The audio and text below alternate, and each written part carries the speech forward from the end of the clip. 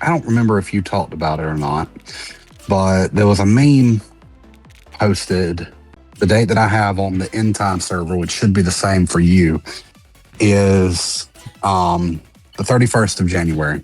And it is Kotaku saying Jeffrey Epstein sent Five Nights at Freddy's porn via 4chan links, email show, and the Onion saying we give up.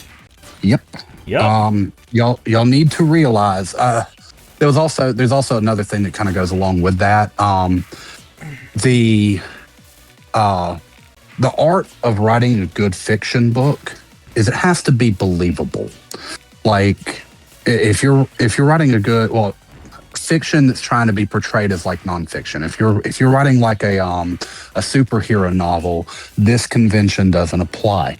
But if you've got like a detective that's just supposedly some guy that you could find in some random town, but also this guy just so happens to know 17 forms of martial arts and can judo kick the perpetrator from his desk in the precinct and does mind melding tech, and all of a sudden you're like, well, this doesn't seem realistic. This is like some, I guess, Dresden Files. I don't know. I've not read that stuff. That sounds closer to Batman than anything, because like that's there's some. The worst portrayals of Batman forget that he's human and instead write him as the goddamn Batman, to the point where there actually is a Batman comic where the reason given for some of his actions was literally Bruce going, because I'm the goddamn Batman, that's why. Like it moves beyond parody. It sounds like Batman v Superman, where like, you're telling me these two are equal? No. Like, if I analyze it like it's fiction trying to be written as nonfiction, fuck off. Superman would crush Batman for a multitude of reasons. I know Axo's busy typing in the chat right now. Shut up, Axo. But Bruce is mentally ill too. Huh? No, just Axo pointing out that Bruce is mentally ill too. Like, yeah, that's why that's the premise of the one bad day line from the Joker, is that Bruce isn't that far off from him. As far as like from the Joker's perspective, he's not that far off from him. Reality is he is very far from the Joker. And Bruce thinks it's just his moral code that makes him different. There's a little more than that. Well, D&D alignment would be chaotic good versus chaotic evil. So the purpose of the me talking about the novels and the Epstein stuff is this is part of the techniques that have been developed over the course of 20 or 30-ish years, that's heightened in the past 10 years, where if you can do outlandish things or portray things in certain ways so they're outlandish, we have this association that, this is so far-fetched that it can't even be reality. What do you mean our duly elected president has very likely diddled kids? No, that's unheard of in a liberal democracy. This guy's just a business guy. He's had a TV show and a couple of businesses. Let's ignore the fact that he's got like 14 bankruptcies. And so you get the people like on the right that don't want to listen to that. Going back to the Art of War, one of the reasons why I encourage y'all to read it is, again, know thy enemy. We're not the only ones that would be using that tactic. If any of y'all think that the military is far right or right leaning or neo-Nazis or white supremacists or whatever, which I'll come back to that in a second, you need to understand that it was a required reading for every rank in the Marine Corps, I think in all the branches, and you had to read it by the time you were at least E3, and I got to E3 in about a year and a half, 15 months to be exact. I did 6 months as my first rank, I did 9 months as my next rank, and those are mandatory guaranteed promotions. So as long as you don't do anything that's like illegal or against the UCMJ, you're going to get to E3 by the time 15 months comes around. again, asterisk, this has been 20 something years ago. Some things might have changed. So if you think that the military and such are far right or whatever, they are already operating with the intelligence of Sun Tzu. They already have it in their system. There's a reason why our generals want us to read this book. So I'm going to like absorb that information differently and apply it to the different aspects of my life. And it's effective. As far as the white supremacy thing, if anybody knows of any surveys, studies, or whatever that aren't about to be disqualified by me, I would really appreciate it. But there's a lot of claims that talk about like 33% of the military are like white supremacists. And then if you read the study, what it actually is they ask people, they ask kind of like two different questions. One of the question is, have you ever been anti-Semitic or racist? And then the second question is, have you ever seen anti-Semitism or racism? And when you get that type of question, a lot more people are going to say yes than people that are actually like white supremacists or whatever. Yeah, because like if I had to answer, have I ever been racist, then the honest answer is, well, yeah, I was fairly racist when I was a kid, and I made a lot more racist jokes when I was younger, and the status quo was to say the edgier thing that would get you kicked out of a fucking classroom. Like, that was what you did. So, yeah, like, did most people who are honest are gonna just say yes? I've got a fun story, actually. Now, I can't say this the way he said it. I would love to say it the way he said it because the actual words put so much more emotion in the aftermath than how I'll end up saying it. But in boot camp, we had you have 3 phases for the Marine Corps. Each one's roughly a month long. And for whatever reason, our unit picked up a new drill instructor at the beginning of phase 3. So we had already been working as a team for 2 months. We were already, to an extent, each other's like brothers. So an all-male platoon at the time. We didn't train the females, so just brothers. This new drill instructor comes out, little Hispanic guy. That's relevant. So he comes out, we're online at attention. If anybody's seen Full Metal Jacket, think of the part where Arlie Ermy, Staff Sergeant Hartman, comes out and starts addressing in any part of the movie, the platoon. So he does a little bit different. He goes to the very first person on the right, which is our guide, which is the leader of the platoon, basically. He is a recruit, but he's given more responsibilities for reasons. He goes to this guy. He is a kind of thin-ish black guy. And he walks up to him and he goes, what is a N-word like you doing in this place? And shit's talked this guy. And he goes to the next guy, this guy from Mississippi. He's also a black guy. And he goes, oh, look, another N-word. I heard you're from Mississippi. What's your sister's mouth taste like? And he just goes down this line, knowing a lot of information about every single one of us. Racial slurs left and right for white people, for black people, for Hispanics. We had one guy that was a Jew. So that was a whole bunch of wording. According to that survey, he would be categorized as this white supremacist. Mm-hmm. However, when he gets about halfway down the first line, which is about a quarter of our platoon, he's basically done with his rant. This was our first interaction with the guy. So he calls us all to the back. The back of the squad bay was used exclusively for transferring knowledge from the drill instructor to the troops. So we got back there, did sit, kneel, bend, stand, and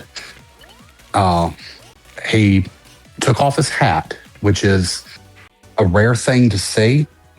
And you know it's time to be serious when they take off their hat, because they are kind of like it's almost the same thing as if a police officer takes off their badge or something like this. Like all of a sudden that authority divide the authority is disappears. Gone. Right. And he goes, who here is pissed at me? Everybody raises their hand. And our drill instructor is like, good, you should be. But I want each and every one of y'all to look at the uniform that y'all are wearing, not the color of y'all's skin. Y'all are all green, blah, blah, blah. The message that I've taken from that and have applied into my personal life outside of the military has always been that we're all just people at the end of the day. I'll probably get some boos for this, but Trump is a person just as much as we are. And for the most part, Trump is excluded in this statement. We're all fighting for the same thing. We want health care. We want food. We want safety. We want security. We want relationships with people, platonic or otherwise. And to put such harsh judgment onto somebody based purely off of a superficial thing is detrimental to the cohesion of the unit of the military for the purpose of what he was doing. But for us, it's also detrimental for the purpose of us advancing as a species, us continuing and having a relatively good life. I mean, I can definitely take the message there.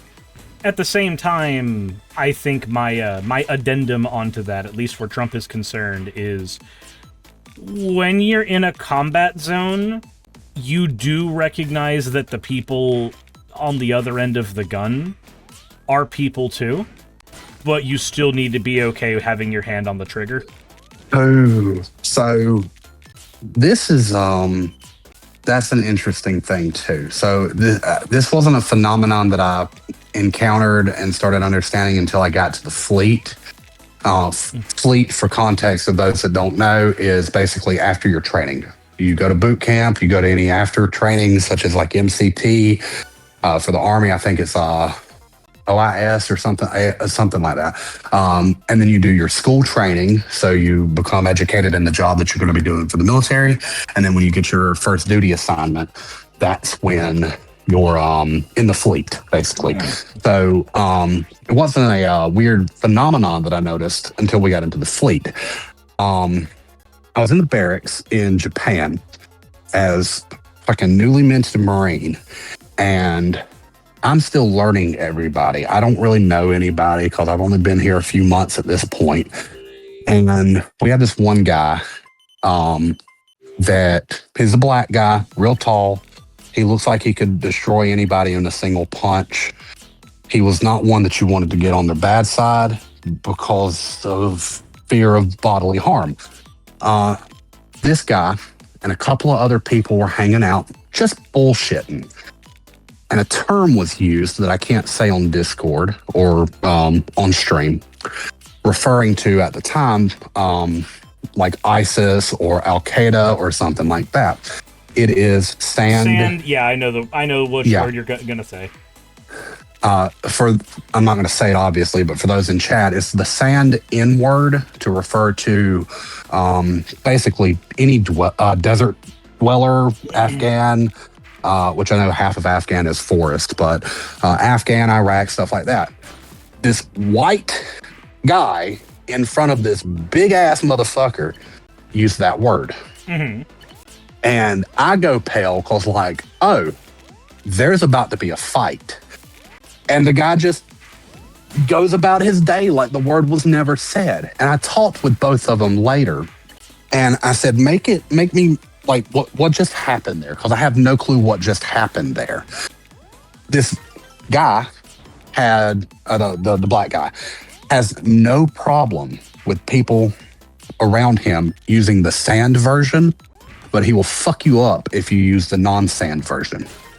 And the phenomenon that happens in the military, that all the way up to your generals and people like Pete Hegseth, the Department of Defense secretary, are aware that this phenomenon happens, and they don't combat it because it is useful for the military when you need to go kill somebody. And it's dehumanization. Hey, we're back to that word. If you can dehumanize a person, it makes it easier to kill that person. Yeah, it's different when we're talking about the enemy. It's different when we're talking about that person. It's different when we're talking about them. Yep. And I'm going to be very careful to not even say the words just in case there's any of them that are picked up by YouTube. But in Iraq, Afghanistan, the term that was used was sand. And then in Vietnam, it was either the Viet Cong, which referred to the army itself, or it was a G word that I'm not going to say because, we had slurs for Koreans. We had slurs for the Japanese and the Germans in World War II. I wouldn't be surprised if we had slurs back in World War I, though we weren't. Records are not as good back then. And it's a common thing, so we can function as a military. I don't really like saying it that way, but that's the reality of the thing. Because the purpose of a system is what it does. The purpose of the military is to be a gun. The way to make a gun effective is to make sure that it's always ready to fire at whatever you deem it should be firing at. And if the humanity of the person holding the trigger could cause a problem, then you just strip the humanity from the thing the trigger's aimed at. Yeah.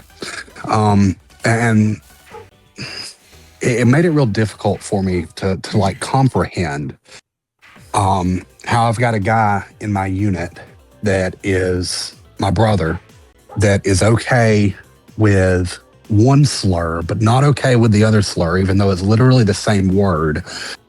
And it was that interaction that got me into figuring out like what's going on here. And that's when I discovered there is this phenomenon, and looking through different documents, finding out, no, this is something that's just existed for that reason, like Sir's just described. And it's real disheartening. And it's even more disheartening when you see the Trump administration using it even today. There was a thing today. Caitlin Collins of, I think she's CNN. She was in the press pool in the White House. Trump signed the continued resolution or whatever it was, the partial funding of the government. And Caitlin Collins got pointed at to ask a question, and she goes into Epstein. And Trump cuts her off, and I need the exact quote actually, but he basically goes, she's a young woman. And the way he said that was intended to be dehumanizing, otherizing, and dismissive to the point where it's the maybe you should go back to the kitchen where your opinions are valid type of shit. I don't even know if he'd believe in that. I still think that he wouldn't think that her opinion is valid there. No, I tell you what's for dinner type shit. But I don't know right offhand where that thing is. But y'all have all seen it. Trump's done it now for the past 10 years, whether it's trans people, whether it's disabled people, whether it's veterans who he's supposedly the most pro military / veteran president that we've ever had. But he calls disabled veterans losers. Yeah. And I think that's what he said specifically about. It was McCain, wasn't it? McCain, yep. I couldn't think of the name, but you knew what I was talking about. For those that don't know, Senator McCain, he's a Republican back in 2016. But he was also like a prisoner of war with a super well-known story about his torture. Oh, yeah, no, his story is like, if it doesn't make you cry, you don't have that part of the empathy unlocked, which is not to be offensive to anybody. because that type of stuff is sometimes hard to like fully comprehend. But like, yeah, no, he's got a bad story. The short of it is beaten and stuff like that, to the point where he could no longer, well, he's dead now, but prior to dying, he could not raise his arms above, like parallel to the ground, because of how much destruction that they did to his body. I want to say it was Korea, but it might have been Vietnam. Yeah, he called him like, I prefer my troops not captured or something like that, and called him a loser for being captured. When if you read his story, it's actually really inspiring, because he had I think it was his dad or his grandpa or something, was still in active duty, and the enemy unit, Vietnam, Korea, whichever one it was, I think it was Vietnam, they contacted the government going, hey, we have the son of one of your admirals, I think he was. We want to trade. And McCain was like, I'm not going anywhere without my guys, without the other prisoners in the POW. And so he could have had an easy out, like, fuck this shit. I'm not a prisoner of war anymore. I'm going home. I'll get showered in medals. I'll get showered in praise and love and adoration from the people at home. And he said, no, my brothers and sisters are important to me. Probably just brothers. It was Vietnam. My brothers are important to me, and I'm not going anywhere without them. And he stayed there until the United States troops took over that area and freed everybody. And yet, our president is the one to go, nah, fuck this person. They're my enemy, therefore they are deserving of scorn. And you know what? It worked. It did. The takeaway that I think people seem to not get, and it is a frustrating takeaway, because I don't know how many times I have pointed out on stream, by the way, Trump is smart. By the way, he did a thing that, like, is known to work, is known to function, is known to cause you to win. And there are people who just go like, no, he's just an idiot. Yeah, he's an idiot. But if you're not willing to recognize when your enemy has a tool that is supremely useful, then all you're going to ever do is fucking lose. Every single goddamn time. It is the only thing you have in your future. Hey, you made it to the end. I want to give an extra thanks to the patrons who allow me to do this full time. I want to thank Aaron Rail, Astral, Britzkrieg, Jemshin, Poundini, Red Joker, Victoria, Jonas, Craig, Tarika, Fireshard, Smiling GM, John, Dren Hadamada, Creeper, Sagittarius, you know I'm not saying that last part, Valis of Seraph, Ottoman Angel, Rooster Rachel, and Fire Panda, who are all my $20 and up patrons.